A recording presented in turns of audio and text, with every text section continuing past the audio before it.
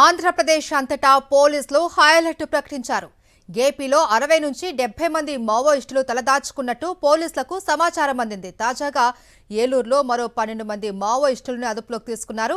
కాకినాడ జిల్లా కొప్పవరంలో 2 మావోయిస్టులను అరెస్టు చేశారు. ఎన్టీఆర్, కృష్ణా, ఏలూరు, కాకినాడ, అల్లూరు జిల్లాలలో మావోయిస్టుల కదలికలపై నిఘా పెట్టారు పోలీసులు. ఇప్పటికే విజయవాడ పరిసర ప్రాంతాలలో 28 మంది మావోయిస్టులు పోలీసులకు పట్టుబడటం కలకలం రేపుతోంది. ఇదే అంశానికి సంబంధించి మరింత సమాచారం మా ప్రతినిధి నరేష్ అందిస్తారు. నరేష్, ఈ రోజు ఉదయం తెల్లవారుజామున అల్లూరు సీతారామరాజు జిల్లా మారేడుమిల్లిలో జరిగిన ఎదురుకాల్పుల ఘటన ప్రారంభం నుంచి ఇప్పటి వరకు రాష్ట్ర వ్యాప్తంగా హై అలర్ట్ కొనసాగుతుంది.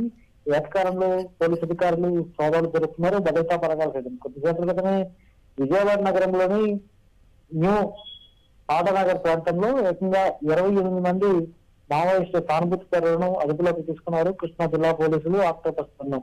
ఆ తర్వాత ఏలూరులో మరో 12 మంది మావోయిస్టులను అదుపులోకి తీసుకున్నారు పోలీసు అధికారులు. అదేవిధంగా కాకినాడ జిల్లాకు చెంది కొత్తవరంలో 2 మావోయిస్టులను అరెస్ట్ చేశారు.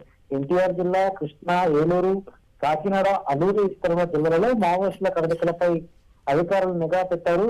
పూర్తిగా కూడా ఇప్పటి వరకు రాష్ట్రంలో 60 నుంచి 70 వరకు మావోయిస్టులు సహకరిస్తున్నారని తలవాచుకున్నట్లుగా అధికారులు అంచనా వేస్తున్నారు. ఈ తరుణంలోనే రాష్ట్ర డీజీపీ ఆదేశాల మేరకు పూర్తి స్థాయిలో కూడా ఈ సోదాలు కొనసాగుతూ వస్తున్నాయి.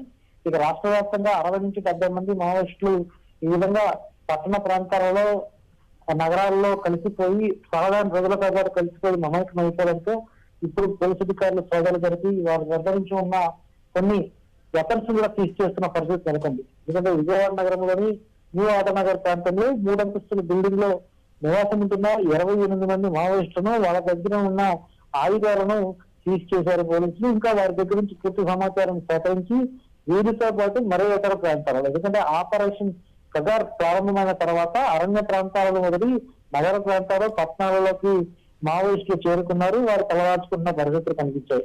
చాలా మంది మావోలు పోలీసులకు లొంగిపోయిన వారు కొంతమంది అయితే, కొంతమంది ఎదురు కారుపుల్లో ముచ్చిన వారు కొంతమంది ఉన్నారు. మిగిలిన వారు ఈ విధంగా అరణ్య ప్రాంతాలలో నిఘా పెరిగిపోవడం, అదేవిధంగా కూంబింగ్ భారీ ఎత్తున జరగడం, భద్రతా బలగా నిఘా పెరిగిపోవడంతో పట్టణ ప్రాంతాల్లో, నగర ప్రాంతాలలో కూడా ఇవి తలదాచుకున్న సిచ్యువేషన్స్ కనిపిస్తున్నాయి.